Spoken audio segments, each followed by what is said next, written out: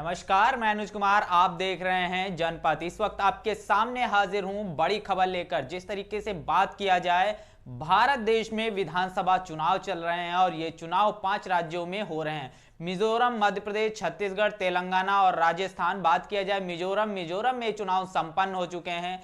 छत्तीसगढ़ में भी पहले चरण का चुनाव हो चुका है और आगामी 17 नवंबर को मध्य प्रदेश और छत्तीसगढ़ में चुनाव है। जिस तरीके से बात किया जाए इस चुनाव को लेकर, इन 4 राज्यों में बहुजन समाज पार्टी बड़ी दमदारी के साथ चुनाव लड़ रही है और बहुजन समाज पार्टी छत्तीसगढ़, मध्य प्रदेश में लगातार अपनी जनसभाएं करती हुई नजर आ रही है। वहीं अगर देखा जाए जिस तरीके से आज मध्य प्रदेश में बहुजन समाज पार्टी की राष्ट्रीय अध्यक्षा मायावती जी की अंतिम रैली है और इस रैली में अगर बात किया जाए, उनकी मुरैना संभाग की जो रैली है वो बहुत ही ज्यादा महत्वपूर्ण हो जाती है। मुरैना में जिस तरीके से बात कर रहे हैं बहुजन समाज पार्टी का क्या इतिहास है, उस पर भी हम बात करेंगे और क्या कुछ होने वाला है, किस तरीके से भाजपा और कांग्रेस दोनों इससे घबराई हो, इस पूरे मुद्दे पर बात करेंगे। लेकिन उससे पहले आपसे अनुरोध है, चैनल को सब्सक्राइब कर लीजिए, वीडियो को लाइक कर लीजिए ताकि हमें काम करने का मौका मिल सके और आप तक हमारी हर एक वीडियो पहुंच सके। बात की जाए जिस तरीके से मुरैना की अगर बात करते हैं तो मुरैना में 6 सीटें हैं और उन 6 सीटों की अगर हम बात करें तो सबसे पहली सीट जो है मुरैना की सबलगढ़ सीट है, जहां पर बहुजन समाज पार्टी के जो चुनावी प्रत्याशी हैं वो सोनी धाकड़ जी हैं, जो धाकड़ समाज से संबंध रखते हैं। वहीं बात किया जाए जोहरा की तो जोहरा से सोनेराम कुशवाहा जी, जो कुशवाहा समाज से संबंध रखते हैं। सुमावली की बात किया जाए कुलदीप सिंह सिकरवार, जो क्षत्रिय समाज से हैं। मुरैना की बात किया जाए, जो मुरैना विधानसभा के अंतर्गत मुरैना खुद एक सीट है। और मुरैना की बात किया जाए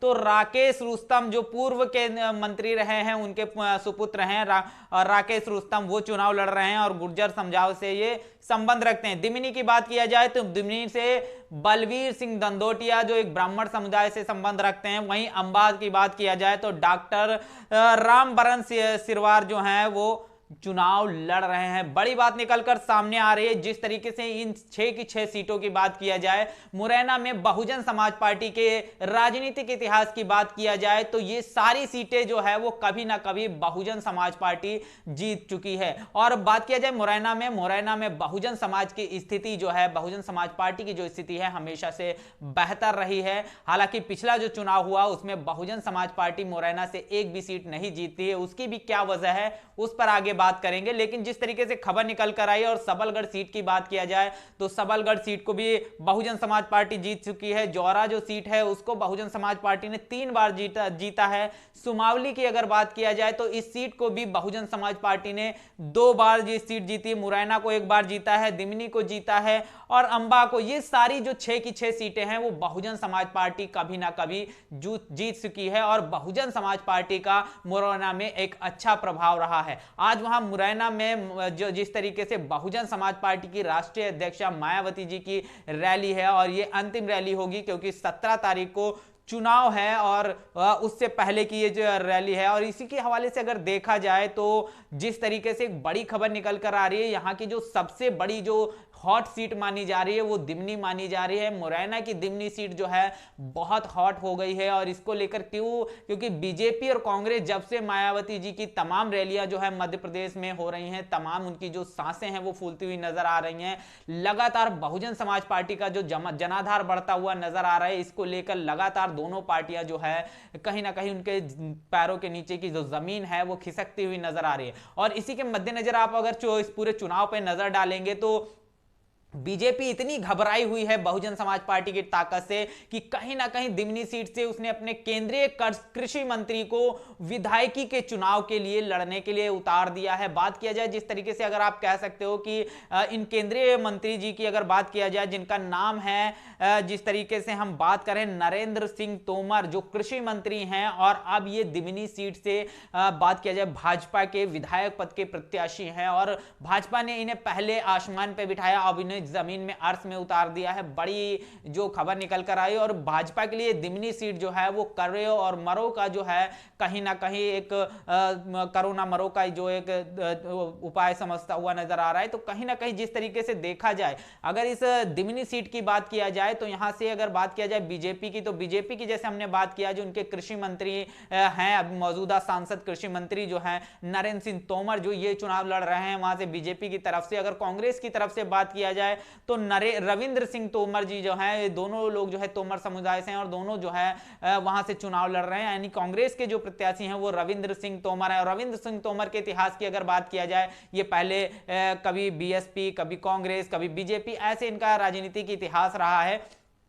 और बात किया जाए जिस तरीके से बलवीर सिंह दंडौतिया जो बहुजन समाज पार्टी के प्रत्याशी हैं, और ये पहले भी बहुजन समाज की पार्टी की तरफ से वहां के वो सीट जीत चुके हैं। और जिस तरीके से बात किया जाए इस सीट की लेकर, दिमनी की अगर बात किया जाए, तो जो सारे समीकरण यहाँ के हैं, जो बहन मायावती ने जो तमाम जो प्रत्याशियों के लिस्ट जारी की, और उसी जो दिमनी स्पेशल जो सीट है, वो दिमनी जो हॉट सीट है, यहाँ पे जो राजनीतिक समीकरण, जातीय समीकरण जो बैठता है, कहीं ना कहीं जो है बीजेपी और कांग्रेस दोनों के लिए जो है करो ना मरो की नीति लागू करता है। और बात किया जाए बहुजन समाज पार्टी इस सीट पर, दिमनी सीट पर एक तरफा जीत होती हुई नजर आ रही है। और अगर इस सीट की बात किया जाए तो रविंद्र सिंह तोमर और नरेंद्र सिंह तोमर, एक कांग्रेस और एक बीजेपी के प्रत्याशी हैं, दोनों चुनाव लड़ रहे हैं, और वहां से तोमर समुदाय की जो वोटें हैं वो बट जाएंगी इन दोनों में।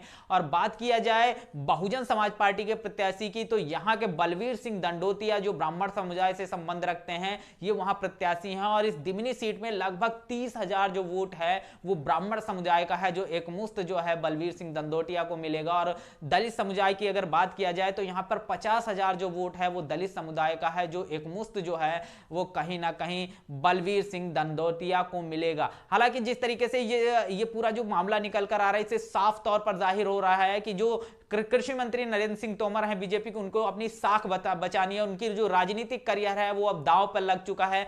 कहीं ना कहीं बहुजन समाज पार्टी ने दोनों पार्टियों के जो उम्मीदवार हैं उनका राजनीतिक करियर इसी सीट से खत्म करने का काम किया है। बहुजन समाज पार्टी इस सीट पर बहुत ही ज्यादा मजबूती से चुनाव लड़ रही है। हालांकि जिस तरीके से बात किया जाए पिछले चुनाव की, तो पिछले चुनाव में बहुजन समाज पार्टी की मध्य प्रदेश में 2 सीटें थी, जिनका समर्थन बहन मायावती की तरफ से कांग्रेस को दिया गया था। कांग्रेस की 18 माह की सरकार चली, और उस सरकार में जिस तरीके उसके बाद में जो है वहां से बगावत हुई, और बगावत होने के बाद वहां पर बीजेपी की सरकार बनती है। और जिस तरीके से खबर निकल कर आ रही है कि वहां पर लोगों का यह सवाल उठता है, अगर मुरैना, भिंड, ग्वालियर, चंबल, ये संभाग इतने ही बहुजन समाज पार्टी के मजबूत हैं, तो वहां पर पिछले चुनाव में सिर्फ 2 सीटें ही क्यों आई? इसका सबसे बड़ा प्रभाव यह रहा कि अगर जिस तरीके से बात किया जाए 2 अप्रैल 2018 जो वहां पर एक मूवमेंट चला, बहुजन मूवमेंट चला, SC/ST एक्ट के खिलाफ में जिस तरीके से निर्णय आया, और उस मूवमेंट वहां पर चलता है, और मूवमेंट को लेकर तमाम लोगों पर जो है फर्जी मुकदमे दायर किए गए। कांग्रेस ने यह कहा कि अगर बीजेपी को रोकना चाहते हो तो हमें वोट दो,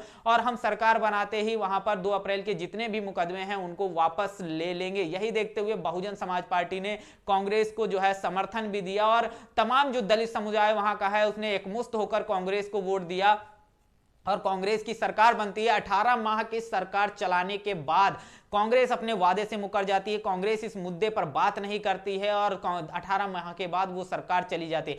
अब वहां का जो बहुजन समाज है, जो वहां पर ग्राउंड रिपोर्ट कर रहे हैं, जो पत्रकार हैं, उनसे बात करते हुए साफ तौर पर कह रहा है कि कांग्रेस को हमने देख लिया, बीजेपी को हमने देख लिया, अब वो बहुजन समाज पार्टी को एक मुश्त जो है समर्थन कर रहा है। यही बड़ी वजह है कि मुरैना की जो रैली हो रही है, उस रैली में लाखों की संख्या में जो लोग हैं वो पहुंच रहे हैं, अपने बीवी बच्चों को लेकर पहुंच रहे हैं। लोगों का यह कहना है, जो मायावती बीएसपी की तरफ से जो ये मूवमेंट चलाया जा रहा है मान्यवर कांसीराम बाबा साहब का, इस मूवमेंट को अपने बच्चों तक पहुंचाने के लिए हम बच्चों के समेत, अपने परिवार के समेत इस रैली में शामिल होंगे, और वो शामिल होते हुए नजर आ रहे हैं। लाखों की संख्या में लोग पहुंच रहे हैं, और यही बड़ी वजह है कि ये जो मुरैना वाली जो 6 की 6 सीटें हैं, ये बहुजन समाज पार्टी के पाले में आती हुई दिखाई दे रही हैं। और बहुजन समाज पार्टी अगर यहां पे जिस तरीके से पूरा मामला चलता हुआ नजर आ रहा है, तमाम सर्वे आ रहे हैं, अगर 30 सीटों पर मजबूती से लड़ती हुई दिखाई दे रही है और उन 30 सीटों में अगर वो 20-25 सीटें भी जीत लेती है तो मध्य प्रदेश की राजनीति में बहुजन समाज पार्टी एक बड़ा भूचाल लेकर आएगी